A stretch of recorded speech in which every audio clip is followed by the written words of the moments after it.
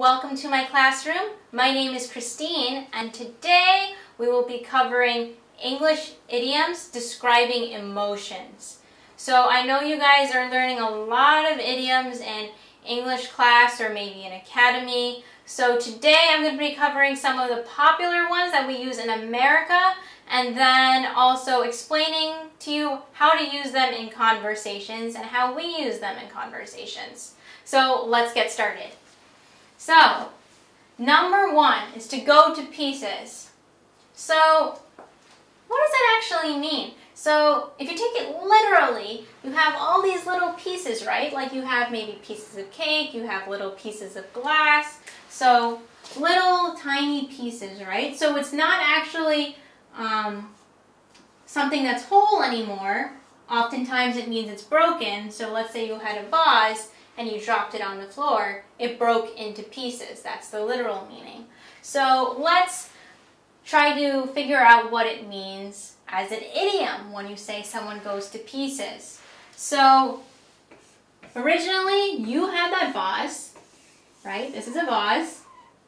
Okay, here's a flower. So we'll all know that it's a vase, right? And then it broke into many little pieces, right? So you can't use it anymore. It's broken. So when you say that someone has gone to pieces, then that means that they're a mess. They're broken. Emotionally, they feel very upset. They can't get themselves together. They're just very upset and they can't function properly. So oftentimes, when someone breaks up with a boyfriend or a girlfriend, if someone passes away, oftentimes you will use that to describe someone. So, for instance, maybe you broke up with your girlfriend, someone you dated for a very long time, and then someone saw how sad you were, and so when they're telling your friend about how you're doing, they're going to say that you have gone to pieces. So in past tense, oftentimes you would use this in past tense, just like you would make go into past tense. You would say that she or he has gone to pieces, meaning that they're broken, they're mentally cannot function properly. So remember that this is mentally. You're not physically broken, but you mentally cannot function. You're very sad. You're very depressed oftentimes. So you're depressed.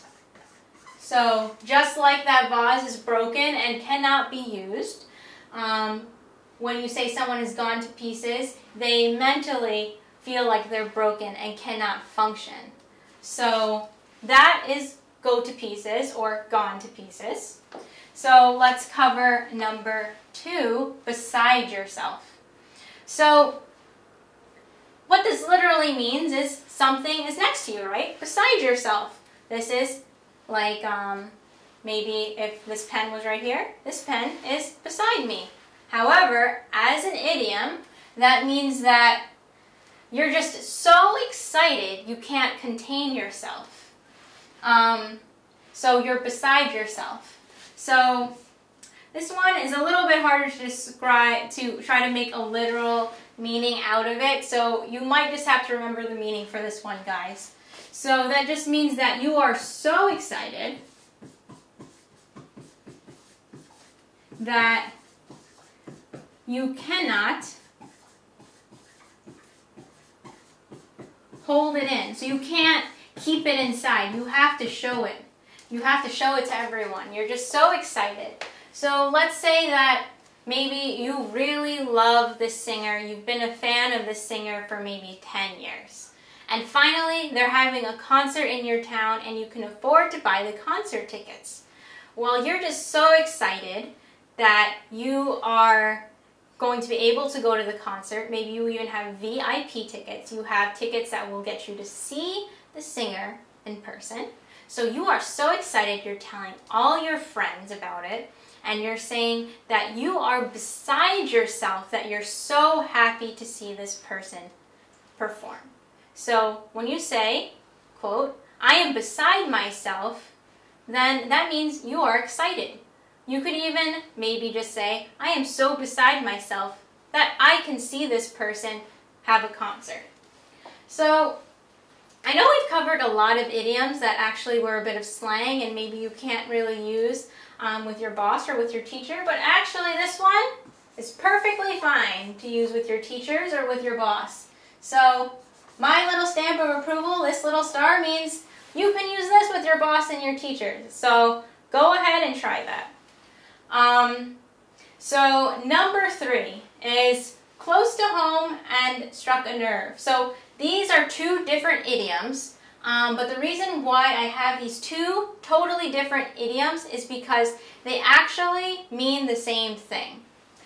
So I thought that these are very popularly used idioms, so put them together so when you guys see them used, then you'll know that they mean exactly the same thing. So close to home and struck a nerve really means that, both of them really mean that something became very personal to you. Maybe someone said something to you, or maybe you watched something on TV. So something personal to you, and it actually made you feel something emotional inside because of it.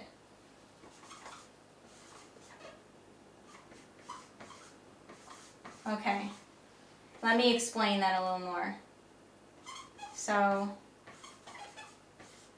let's explain with a situation. So you're talking to your friend, and of course I don't want to wish this on anyone, but let's say that your mother had passed away a few years ago, and then your friend is talking about maybe a story that your friend had experienced with your mother when you were younger. So for some people that might feel very personal because your mother had passed away. So when your friend is telling the story, it's making you feel something that it's making you feel emotional. So when you use close to home in a sentence, you would say that your friend's story about your mother was very close to home, or it hit close to home. So when you say it was very close to home, it means that your home, being yourself, it had a very personal connection with you. So some people, it might be positive or negative, depending on the situation when you use it. It could be positive or negative, so you would have to just continue telling the story to your other friend, like, the story was very close to home, I didn't like him talking about my mother, then that would make it negative. But if you said, it hit very close to home, it made me really appreciate all that my mother did, then that means it was positive. However, one difference between close to home and struck a nerve would mean that this is always negative. So, for instance, same story with your friend talking about your mother, is that it would be, told a story about my mother and it struck a nerve, meaning that it was something personal to you that made you feel emotional, but you're not happy about it. You felt negatively about it. Just like you have a nerve here and it struck it, doesn't feel very good. So you are not happy. The emotion you felt when they talked about your personal story was not making you happy, made you feel negative. Okay, so last 2, guys. Hard as nails. So what nail are we talking about? We're talking about nails that you use with a hammer, right? So this is my nail that I'm drawing. This is a hammer. I'm trying to draw a hammer as best as I can. So hard as nails. So this is an emotion that you can feel, or that you can describe someone. This is my hammer, guys. I'm sorry. I tried my best. Might look like an axe, but you get the picture, right? So hard as nails. So just like that metal nail, someone is being as hard as a nail. So what does that mean? Well, that means that that person is difficult. There we go, difficult to deal with. Often stubborn. And I would say probably strict. So a lot of people describe their teachers as hard as nails. So for instance, your teacher makes you hand in your homework every morning. You do not have an opportunity to check it with your classmates. And she is very strict with your grading. She will not give you any extra points. Then you will tell your friends when you describe your teacher to them that she is as hard as nails. She is difficult to deal with. She is stubborn. She is very, she will not change her teaching style, and she's very strict. So just like a nail is hard, that teacher is very hard to deal with, is very hard as nails. So remember, difficult to deal with, strict, is hard as nails. So last one, head over heels. So head over heels, so what does that mean? So let me draw a person. So this is going to be a person. So I'm going to try to figure out how I should draw this. Okay, this is a foot. Is their shoe? Here's their shoe. Okay. Okay. There. Okay, so this is our person. So here is his head, and then heels is the back of the foot right here, guys. So just in case, we need to review what it is. The heel, this is a foot, this is the heel. Right? Can we see that? Okay, this is a heel. So, your head right now, when you're falling over, your head is over your heels, because when you're standing straight, your head is on top of your heels, right? Because your head is on top of your feet.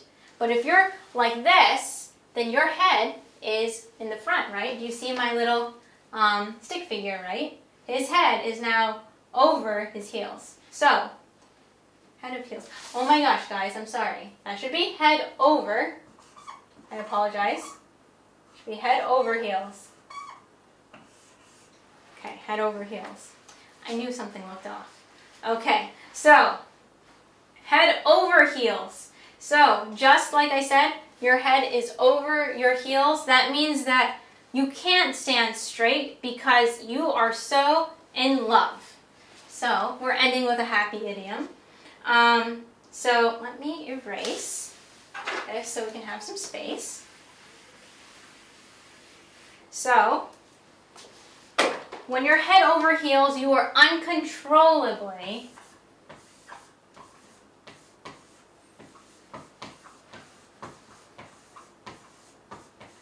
in love. So, uncontrollably in love. So, Americans use head over heels oftentimes for a person. So boyfriend, girlfriend, wife, husband. However, you can also use it for an object. So, for instance, even though you can say you're head over heels in love with your boyfriend, you can also say to your friend, oftentimes girls use this. I will say that girls oftentimes use this the most. But guys can use it, but I would say that girls use it the most. That maybe a girl, you, if you are a girl, are looking to buy a pair of shoes and you found them so pretty. You think that they're perfect pair of shoes. You can tell your friend that you are head over heels for that pair of shoes. So, although a lot of people normally use it for a person, a lot of people use it for objects, clothing pieces, maybe furniture, not so much food. So I wouldn't say use it for food, but use it for something that's more personal. Clothing, furniture, something that really depicts your style. So whether that being your boyfriend or girlfriend, husband, wife, or clothing. So I hope that these were helpful to you guys on each of these idioms. You may need to review these again just to practice. Go to pieces, beside yourself, close to home, hard as nails, and head over heels. So just rewatch it if you want to see it again. And thank you guys again for everything. And if you want to like any of our videos and continue watching them, I suggest subscribing. So click over here. And if you want to see any other videos, then click over here. There's going to be a link. Thank you.